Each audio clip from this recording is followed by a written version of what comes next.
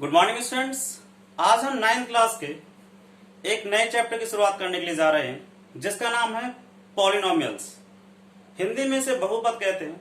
Students, ये जो chapter है ये 9th और 10th दोनों ही क्लासेस के लिए बहुत ज्यादा बेनिफिशियल है और दोनों ही क्लासेस के स्टूडेंट्स इस चैप्टर को, इस वीडियो को देख सकते हैं और समझ सकते हैं। जब हम 9th क्लास में होते हैं और इस चैप्टर पर पहुंचते हैं तो सीधे ही एक्सरसाइज पर पहुंच जाते हैं और वहां पर हम क्वेश्चन सोल्व करना स्टार्ट कर देते हैं। स्टूडेंट्स, इस चैप्टर में बहुत सारे ऐसे टर्म्स हैं जिनकी हमें आने वाली क्लासेस में, नेक्स्ट क्लासेस में बहुत ज्यादा जरूरत पड़ने वाली है। तो स्टूडेंट्स, हम सीधे ही पॉलिनोमियल पर पहुंचने के बजाय उन टर्म्स पर डिस्कस करेंगे जो इस चैप्टर में छुपे हुए हैं और जिनकी जानकारी हमको होनी बहुत जरूरी है, जैसे वेरिएबल्स, कॉन्स्टेंट्स, एल्जेब्रिक एक्सप्रेशंस और टर्म्स। इन पॉइंट्स पर हम पहले डिस्कस करेंगे, तभी हम पॉलिनोमियल पर आएंगे और उसके बाद नेक्स्ट डेफिनेशंस को हम पढ़ने की कोशिश करेंगे। ठीक है स्टूडेंट्स, तो हम सबसे पहले वेरिएबल्स के बारे में डिस्कस करेंगे। वेरिएबल्स के बारे में आप क्या जानते हैं? देखिए, जब आप 8th क्लास में थे तो वहां पर एक चैप्टर था फैक्टराइजेशन, यानी आप वहां पर फैक्टर करके एक्स की या फिर वाई की वैल्यूज निकाला करते थे। आपको याद आ रहा है? बिल्कुल आपको याद आ रहा होगा। तो वहां पर आप एक्स की वैल्यू निकालते थे और वाई की वैल्यू निकालते थे। कुछ इक्वेशंस ऐसी थी जहां पर आप एक्स की वैल्यू निकालते थे और कुछ इक्वेशंस ऐसी थी जहां पर आप वाई की वैल्यू निकालते थे। तो आपने ये नोटिस किया होगा कि एक्स की वैल्यू चेंज होती थी, यानी इस इक्वेशन में एक्स की वैल्यू 2 है, दूसरी इक्वेशन में एक्स की वैल्यू 4 आ जाएगी, फिर 5 आ जाएगी। इसी तरीके से y की वैल्यू भी चेंज होती रहेगी, कहीं पर 4 आ जाएगी y की वैल्यू, कहीं पर 8 आ जाएगी, कहीं पर 11 आ जाएगी। इसी तरीके से वैल्यू चेंज होती रहती थी। तो हम इस निष्कर्ष पर पहुंचते हैं कि मैथमेटिक्स में कुछ ऐसी राशियां होती हैं, कुछ ऐसी क्वांटिटीज होती हैं जिनकी value equation by equation change होती रहती हैं, यानी हर इक्वेशन में अलग अलग होती हैं। तो ऐसी क्वांटिटीज को, ऐसी राशियों को हम क्या कहते हैं? वेरिएबल्स कहते हैं। तो स्टूडेंट्स, वेरिएबल्स को हम किससे डिनोट करते हैं? अल्फाबेट से। ठीक है, तो वेरिएबल्स को आप किससे डिनोट करते हैं? अल्फाबेट से। तो कौन कौन से होते हैं? हम आमतौर पर X, Y, Z, P, Q, R, A, B, C etcetera, ऐसे लेटर्स और ज्यादातर स्मॉल लेटर से हम इनको डिनोट करते हैं वेरिएबल्स को। ठीक है स्टूडेंट्स, तो बात समझ में आ रही है कि ऐसी क्वांटिटीज जिनकी वैल्यू चेंज होती रहती है, जिनकी वैल्यू स्थिर नहीं रहती, फिक्स नहीं रहती, हर इक्वेशन में उनकी वैल्यू चेंज होती रहती है, हम उन्हें वेरिएबल्स कहते हैं स्टूडेंट्स। अब हम कॉन्स्टेंट्स की बात करेंगे। देखिए, कुछ क्वांटिटीज, कुछ राशियां ऐसी भी होती हैं जिनकी वैल्यू कभी चेंज नहीं हो, हमेशा फिक्स रहती है, कभी चेंज होती ही नहीं है। जैसे 2, जितने भी नंबर्स हैं, नंबर लाइन पर जितने भी नंबर्स हैं सभी कॉन्स्टेंट्स हैं, क्योंकि उनकी वैल्यू कभी चेंज नहीं होती। 2 कभी 5 तो नहीं हो सकता, 5 कभी 9 नहीं हो सकता, 9 कभी 11 नहीं हो सकता। इसी तरीके से और भी बहुत सारे नंबर्स हैं, यानी बहुत सारी राशियां हैं हमारे पास। जैसे पाई की वैल्यू 22/7 रहती है, तो वो भी कभी चेंज नहीं हो सकती। तो ऐसी राशियां, ऐसी क्वांटिटी जिनकी वैल्यू कभी भी चेंज नहीं हो सकती, उन्हें हम क्या कहते हैं? कॉन्स्टेंट्स कहते हैं स्टूडेंट्स। ठीक है, तो कॉन्स्टेंट्स में आप कोई भी नंबर लिख लीजिए, कितने भी लिख लीजिए, 2, 4, 6, पाई, -2 और भी आगे लिखते हुए जा सकते हैं आप। तो ये सभी कांस्टेंट्स होते हैं जिनकी वैल्यू फिक्स रहती है। अब हम एल्जेब्रिक एक्सप्रेशन पर आएंगे स्टूडेंट्स। एल्जेब्रिक एक्सप्रेशन में आप इसको कैसे समझेंगे? देखिए, अगर आपने वेरिएबल्स और कांस्टेंट्स को अच्छे से समझ लिया है तो आपको एल्जेब्रिक एक्सप्रेशन को समझने में बिल्कुल भी देर नहीं लगेगी। एल्जेब्रिक एक्सप्रेशन वेरिएबल्स और कांस्टेंट्स का एक कॉम्बिनेशन होता है। वेरिएबल्स और कांस्टेंट्स का एक कॉम्बिनेशन होता है जिसमें हम प्लस, माइनस, मल्टीप्लाई और डिवाइड का साइन लगा करके कॉम्बिनेशन को बनाते हैं। कैसे? देखिए, एल्जेब्रिक एक्सप्रेशन हम कैसे बना सकते हैं? एक एल्जेब्रिक एक्सप्रेशन है हमारे पास 6x, ये एक एल्जेब्रिक एक्सप्रेशन है। ठीक है, इसी तरीके से 7x² और +3, ये भी एक एल्जेब्रिक एक्सप्रेशन है। क्यों? क्योंकि 7 कांस्टेंट है और यहाँ पर x क्या है? x एक वेरिएबल है ना, और बीच में प्लस का साइन लग रहा है और फिर 3 है, तो ये एक एल्जेब्रिक एक्सप्रेशन हो गया। इसी तरीके से 8x³ माइनस 5x और प्लस 3, ये भी एक एल्जेब्रिक एक्सप्रेशन हो गया। अगर हम ऐसे लिखें कि x/5 प्लस 9/y, ये भी एक एल्जेब्रिक एक्सप्रेशन हो गया, क्योंकि हम इसमें वेरिएबल और कांस्टेंट्स का यूज करते हुए एक ऐसा कॉम्बिनेशन बना रहे हैं जिसमें हम प्लस माइनस मल्टीप्लाई और डिवाइड ऐसे साइन का यूज भी करते हैं। तो ये सभी एल्जेब्रिक एक्सप्रेशंस हैं। ठीक है स्टूडेंट्स, अब हम टर्म्स की बात करेंगे कि किसी भी एल्जेब्रिक एक्सप्रेशन में टर्म्स कौन कौन से होते हैं, यानी कैसे पहचानेंगे कि ये इस एल्जेब्रिक एक्सप्रेशन में इतने टर्म्स हैं, और कैसे पहचानेंगे कि ये टर्म्स है। तो किसी भी एल्जेब्रिक एक्सप्रेशन में प्लस और माइनस ये दोनों साइन टर्म्स को सेपरेट करते हैं, मतलब अलग करते हैं। देखिए, अगर हम इसमें बात करें, ये एक एल्जेब्रिक एक्सप्रेशन लिखा हुआ है, तो अब आपको इसमें बताना है कि इसमें टर्म्स कौन कौन से हैं। देखिए बीच में प्लस का साइन लग रहा है, तो ये प्लस ही टर्म्स को सेपरेट कर रहा है, मतलब अलग कर रहा है। एक टर्म तो ये हो गया और दूसरा टर्म ये हो गया। इसी तरीके से यहाँ माइनस है और यहाँ पर प्लस है, तो एक टर्म ये हो जाएगा, दूसरा टर्म ये हो जाएगा और तीसरा टर्म ये हो जाएगा। इसी तरह यहाँ पर एक प्लस का साइन लगा हुआ है, तो एक टर्म ये पूरा हो गया और दूसरा टर्म ये पूरा हो गया। तो सिर्फ प्लस और माइनस के साइन ही टर्म्स को सेपरेट करेंगे। ठीक है स्टूडेंट्स, तो अब टर्म्स के सामने में एक एल्जेब्रिक एक्सप्रेशन लिखूंगा, 7x³ प्लस 5x² माइनस 8। अब बताइए इसमें कितने टर्म्स होंगे। देखिए एक प्लस यहां लग रहा है और माइनस यहां पर लग रहा है, तो एक टर्म तो ये हो गया, एक टर्म ये हो गया और एक टर्म ये हो गया। तो स्टूडेंट्स, टर्म को पहचानने के लिए सबसे पहले आप प्लस और माइनस के साइन पर फोकस कीजिए। प्लस और माइनस के साइन ही टर्म्स को सेपरेट करते हैं। अब हम पॉलिनोमियल्स पर आएंगे। ठीक है स्टूडेंट्स, देखिए पॉलिनोमियल भी एक एल्जेब्रिक एक्सप्रेशन होता है। पॉलिनोमियल भी एक एल्जेब्रिक एक्सप्रेशन होता है। अगर आप बुक्स में पॉलिनोमियल के बारे में पढ़ेंगे तो वहां पर लिखा हुआ होता है कि a0 a1x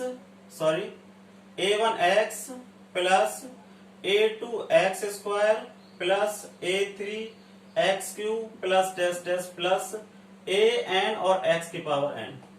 इस फॉर्म में जितने भी एल्जेब्रिक एक्सप्रेशन होंगे वो सभी पॉलिनोमियल्स कहलाएंगे। लेकिन स्टूडेंट्स, आप इसे पढ़ तो लेते हैं, लेकिन कई बार जब हम 9th क्लास में होते हैं तो इसे समझ नहीं पाते। यहाँ पर a0 a1 a2 a3 an ये सभी रियल नंबर्स हैं, यानी 2 हो सकता है, 4 6 8 10 कुछ भी हो सकता है, -2 -5 कुछ भी हो सकता है। ये सभी नंबर्स होंगे, यानी ये सभी कॉन्स्टेंट्स होंगे। a0 a1 a2 a3 और an ये सभी कॉन्स्टेंट्स होंगे, और साथ में वेरिएबल्स भी लगे हुए होते हैं। इसका मतलब पॉलिनोमियल भी एक एल्जेब्रिक एक्सप्रेशन होता है।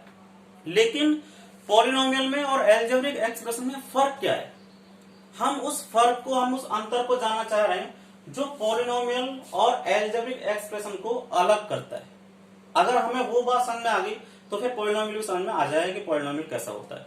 ठीक है, और पॉलिनोमियल को आप पहचानेंगे कैसे। देखिए ध्यान दीजिए कि पॉलिनोमियल में वेरिएबल की पावर, ध्यान देना, पॉलिनोमियल में वेरिएबल की पावर मतलब जैसे यहाँ पर 2 लिखी हुई है, यहाँ पर 3 लिखी हुई है, ये पावर और एक्सपोनेंट आपने पढ़ लिया हुआ 8th क्लास में। तो पॉलिनोमियल में वेरिएबल की पावर हमेशा एक कंप्लीट नंबर होती है, बस इतना याद कर लीजिए आप। पॉलिनोमियल में वेरिएबल यानी x हो या y हो, वेरिएबल कुछ भी हो सकता है, x हो या y हो, उसकी पावर हमेशा एक कंप्लीट नंबर होती है, मतलब एक होल नंबर होती है। यानी 1 हो सकती है, 2 3 4 5, ठीक है ना। फ्रैक्शन नहीं हो सकती, ध्यान दीजिए जरा, फ्रैक्शन नहीं हो सकती, और पावर माइनस में भी नहीं हो सकती। तो आप पॉलिनोमियल को पहचानने के लिए बस इतना ध्यान दीजिए कि कहीं किसी वेरिएबल की पावर माइनस में तो नहीं है, कहीं किसी वेरिएबल की पावर फ्रैक्शन में तो नहीं है। अगर वेरिएबल की पावर माइनस में या फ्रैक्शन में नहीं है तो आप उसे पॉलिनोमियल कह सकते हैं। एग्जाम्पल के लिए देखते हैं और समझते हैं कौन कौन से पॉलिनोमियल्स होंगे और कौन कौन से पॉलिनोमियल्स नहीं होंगे। जैसे अगर मैं यहाँ पर लिखूं 2x² प्लस 3x और प्लस 5, ठीक है, कुछ एग्जाम्पल्स हम यहाँ पर देखेंगे। तो ये एक पॉलिनोमियल है। ये एक पॉलिनोमियल क्यों है? क्योंकि यहाँ x की पावर 2 है जो कि एक होल नंबर है, यानी एक कंप्लीट नंबर है, फ्रैक्शन नहीं है, नेगेटिव नहीं है। और यहां पर x की पावर 1 है, ये भी एक कंप्लीट नंबर है, यानी होल नंबर है। तो आप इसे एक पॉलिनोमियल कह सकते हैं। इसी तरीके से अगर हम देखें 3x² प्लस 11/x, अब बताइए क्या ये पॉलिनोमियल होगा? ये पॉलिनोमियल नहीं होगा, क्योंकि हम इसे सुधार करके इस तरीके से लिखेंगे 3x² प्लस 11 x की पावर -1। भाई अगर आप x को ऊपर लेकर के जाएंगे तो x की पावर -1 हो जाएगी, तो ये एक पॉलिनोमियल नहीं हुआ। ठीक है, इसी तरीके से और भी हम एग्जांपल देखें, 2x² और प्लस 3√x, क्या ये एक पॉलिनोमियल है? नहीं, ये एक पॉलिनोमियल नहीं है, क्योंकि √x का मतलब है x की पावर 1/2। और हमने बताया था कि पॉलिनोमियल में वेरिएबल की पावर कभी भी फ्रैक्शन में नहीं हो सकती और नेगेटिव में भी नहीं हो सकती स्टूडेंट्स। ठीक है, और यही इसकी एक सीधी सी पहचान है कि आप पहचान कीजिए कहीं वेरिएबल की पावर ना तो माइनस आ रही हो और ना ही फ्रैक्शन में हो। ठीक है, तो वो फिर एक पॉलिनोमियल होगा स्टूडेंट्स। ठीक है, तो मैं आशा करता हूं कि पॉलिनोमियल के बारे में आपने समझा होगा। और भी हम 2-4 एग्जाम्पल ले लेते हैं। ठीक है, और भी एग्जाम्पल लेकर के समझ लेंगे। चलिए, ताकि आपको और अच्छे से समझ आ जाए पॉलिनोमियल। देखिए, और भी क्वेश्चन लिखते हैं, जैसे 12/x² प्लस 5x। अब बताइए क्या ये एक पॉलिनोमियल होगा? ये एक पॉलिनोमियल नहीं होगा, क्योंकि हम इसे चेंज करके कोई भी वेरिएबल नीचे होता है तो हम उसे ऊपर लाने की कोशिश करते हैं। तो 12x की पावर -2 और प्लस 5x, तो ये एक वेरिएबल नहीं होगा, क्योंकि अब x की पावर -2 हो गई। इसी तरीके से 7x² प्लस √2x। अब बताइए क्या एक पॉलिनोमियल होगा? ये एक पॉलिनोमियल होगा, क्योंकि यहाँ पर x की पावर 2 है और यहाँ पर x की पावर 1 है। अब आप ये कह रहे हो कि सर ये तो √2 आ गया। देखिए, कांस्टेंट की पावर कुछ भी हो सकती है, कांस्टेंट की पावर कुछ भी हो वो तो कांस्टेंट ही रहेगा। ठीक है, इसलिए यहाँ पर √2 से कोई फर्क नहीं पड़ेगा ये बताने में कि ये पॉलिनोमियल है या नहीं है। आप कह सकते हैं कि ये एक पॉलिनोमियल है। तो बार बार कह रहा हूं, पॉलिनोमियल को समझने के लिए आप वेरिएबल की पावर को चेक कीजिए कि उसकी पावर माइनस में है तो वो पॉलिनोमियल नहीं होगा, और पावर अगर फ्रैक्शन है तो भी वो एक पॉलिनोमियल नहीं होगा स्टूडेंट्स। ठीक है, तो मैं आशा करता हूं कि पॉलिनोमियल के बारे में आपने समझा होगा। अब हम डिग्री ऑफ पॉलिनोमियल की बात करेंगे, तो मैं इसे मिटा देता हूं यहां से, डिग्री ऑफ पॉलिनोमियल। ठीक है, degree of polynomial, degree of polynomial. इसमें डिग्री कैसे पहचानेंगे, किसी भी पॉलिनोमियल की डिग्री कैसे पहचानेंगे?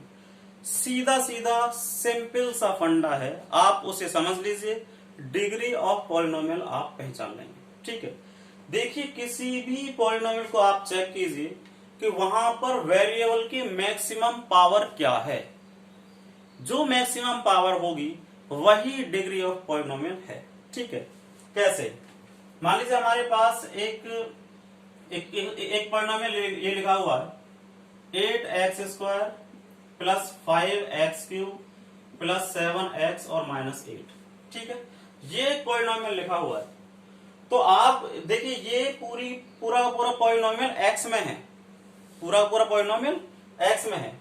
तो फिर अब आप यहां से डिग्री कैसे निकालेंगे? तो डिग्री इस तरीके से निकलेगी, इसकी डिग्री है इसकी 3, क्योंकि वेरिएबल की मैक्सिमम पावर चेक करनी है आपको। ठीक है, इसी तरीके से और देखें, 5x की पावर 8 प्लस 6x² और प्लस 3। अब बताइए कि इसमें डिग्री कितनी होगी? तो इसमें डिग्री कितनी होगी? 2 होगी या फिर 8 होगी? यहां पर डिग्री स्टूडेंट्स 8 होगी, क्योंकि आपको वेरिएबल की मैक्सिमम पावर को ही सिर्फ सेलेक्ट करना है। ठीक है स्टूडेंट्स, तो मैं आशा करता हूं कि डिग्री ऑफ पॉलिनोमियल आपकी समझ में आया होगा। तो बहुत आसान है, कोई भी आपको पॉलिनोमियल दे रखा है, देखिए कि वहां पर मैक्सिमम पावर कितनी है वही उसकी डिग्री होगी स्टूडेंट्स। ठीक है, अब हम क्लासिफिकेशन पर आएंगे कि पॉलिनोमियल्स का क्लासिफिकेशन आप किस आधार पर करेंगे। ठीक है स्टूडेंट्स, और यही इस चैप्टर का पूरा सार है, यही इस चैप्टर में सब कुछ है कि आप क्लासिफिकेशन ऑफ पॉलिनोमियल समझ लीजिए। ठीक है, चलिए तो हम यहाँ पर क्लासिफिकेशन करेंगे स्टूडेंट्स। हम पॉलिनोमियल्स का क्लासिफिकेशन दो बातों के आधार पर करते हैं, और वो कौन कौन सी बातें हैं, उन्हीं दो बातों को हम इस टॉपिक में पढ़ने के लिए जा रहे हैं। ठीक है, तो देखिए हम अब तो मैं इसे ही मिटा देता हूं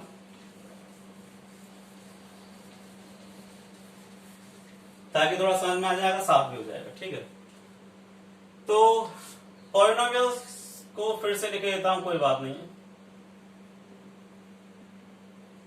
ठीक है, अब हम इसका क्लासिफिकेशन करने के लिए जा रहे हैं। तो इसका क्लासिफिकेशन हम दो बातों के आधार पर करेंगे। एक तो on the basis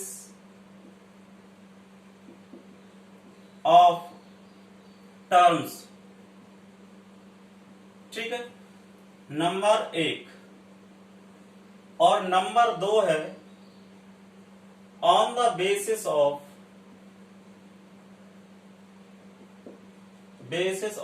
degree, on the basis of degree.